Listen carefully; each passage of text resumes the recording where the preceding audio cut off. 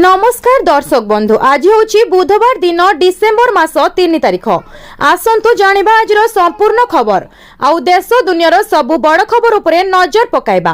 ता पूर्वरु चैनल ले नुआ आसिथिले चैनल को सब्सक्राइब करी पाखरे आसुथिबा बेल आइकन को ऑन करी रखंतु।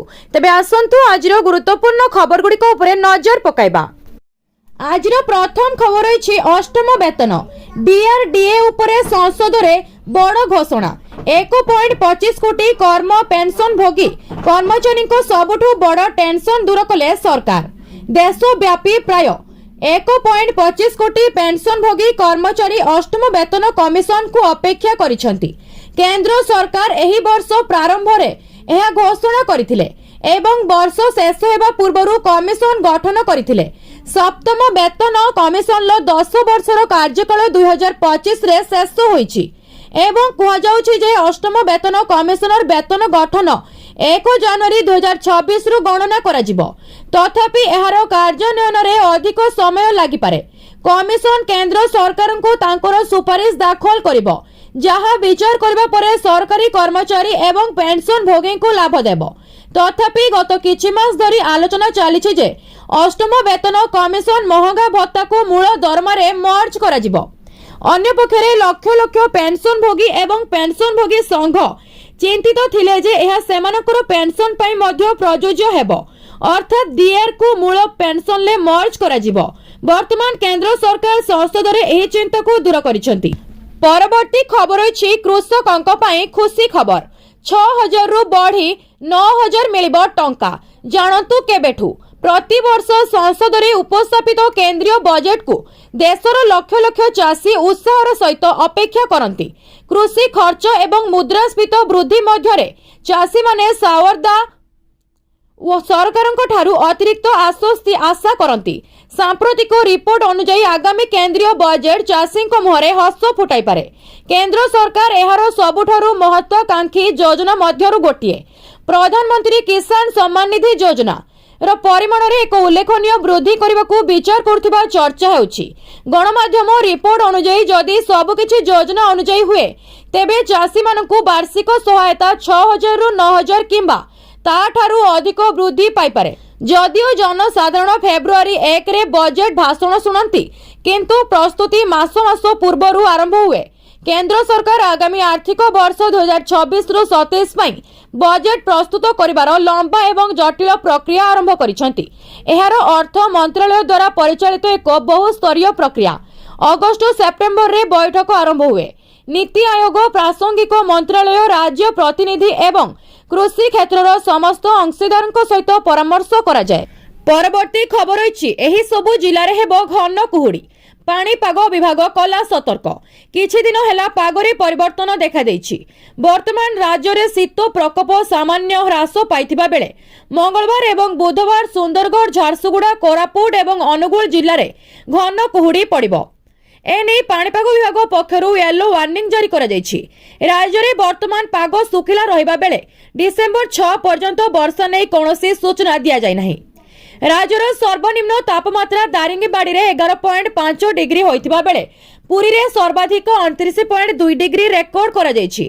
सेही परि झारसुगुड़ा रे 13.7 डिग्री, बौद्ध रे 13.8, फुलबाणी और केन्दुझर और बौद्ध रे 14, कोरापुट रे 14.2, राउरकेला रे 14.5, अनुगुल और ढेंकानाल रे 14.6, कटक रे 15.6 एवं भुवनेश्वर रे 16 डिग्री सेल्सियस तापमात्रा रेकर्ड करा। अपरपक्षे गजपति, रायगड़ा, कोरापुट, बलांगीर, कंधमाल, बरगढ़, संबलपुर, सुंदरगढ़ एवं झारसुगुड़ा जिलार गोटे किंबा दुईटी स्थान रे अति हालुकारु हालुका धरणर वर्षा होईछि। परवर्ती खबर अछि आउ ए सब काम पई दरकार पड़िबनी आधार कार्ड देबाकू पड़िबो आसिला नुआ नियम। साधारण लोकों पाई एक गुरुत्वपूर्ण सूचना। आजिकली प्राय प्रत्येक सरकारी और बेसरकारी कार्य पाई आधार कार्ड व्यवहार करा जाउछि।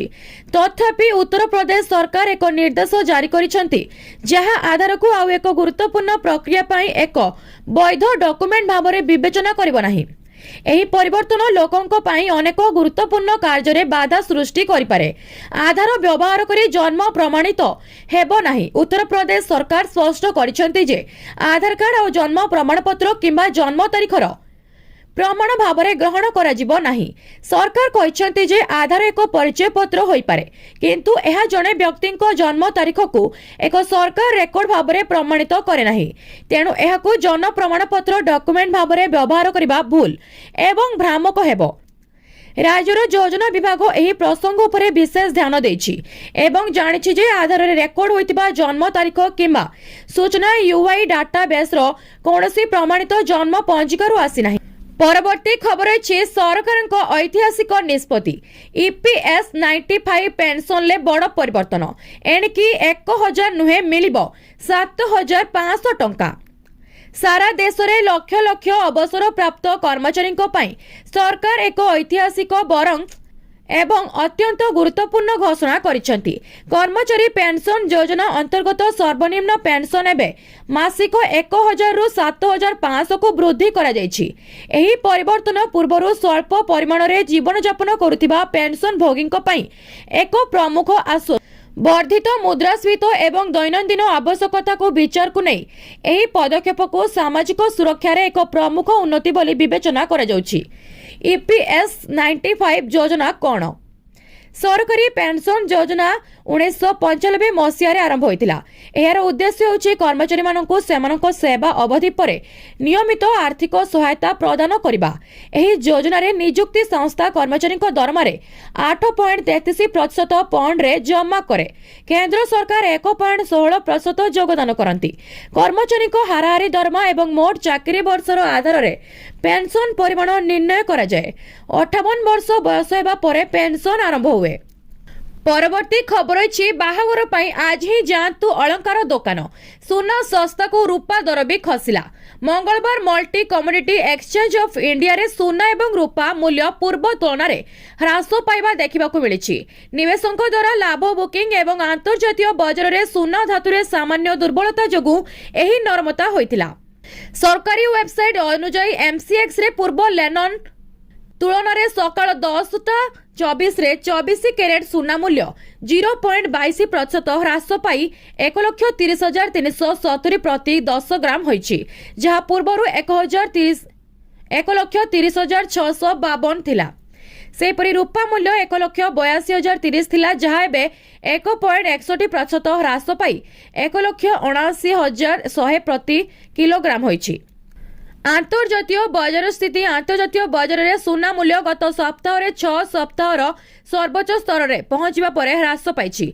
निवेशक माने लाभ बुक करुछंती एवं सुध हार ह्रासर सूचना पाई फेडरल रिजर्व एवं प्रमुख अर्थनैतिक तथ्यर मतामत अपेक्षा करुछंती। परवर्ती खबर अछि आपणको आधार रे केउ मोबाइल नंबर लिंक अछि गोटे क्लिक रे जानंतु। आजिकाली आधार नंबर प्राय प्रत्येक अत्यावश्यक सेवार चाबिकाठी पालटिछि। बैंक अकाउंट खोलिबा ठारू आरंभ करी पैन लिंक करिबा, म्यूचुअल फंड परिचालना करिबा, पीपीएफ एक्सेस करिबा एवं बीमा अपडेट करिबा पर्यंत प्रत्येक प्रक्रिया पाई आधार जांच अत्यंत गुरुत्वपूर्ण। किंतु एही समस्त पाई आपणको आधार सहित सठिक मोबाइल नंबर लिंक हेबा समान गुरुत्वपूर्ण। आधार परिचालना पाई दायी सरकारी संस्था यूआईडीएआई एहार वेबसाइट रे अनेक टूल्स देइथाय, जहा व्यवहारकारी मानकु सहजरे सेमानकर आधार विवरणी देखिबा किंबा अपडेट करबा को अनुमति दिए।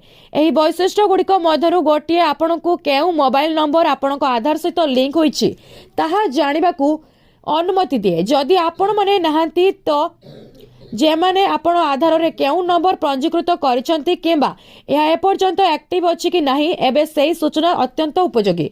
आधार सहित मोबाइल नंबर लिंक करबा काहेकि गुरुत्वपूर्ण? आधार अंक आपणकर आधार लिंक होइतिबा मोबाइल नंबर गुरुत्वपूर्ण।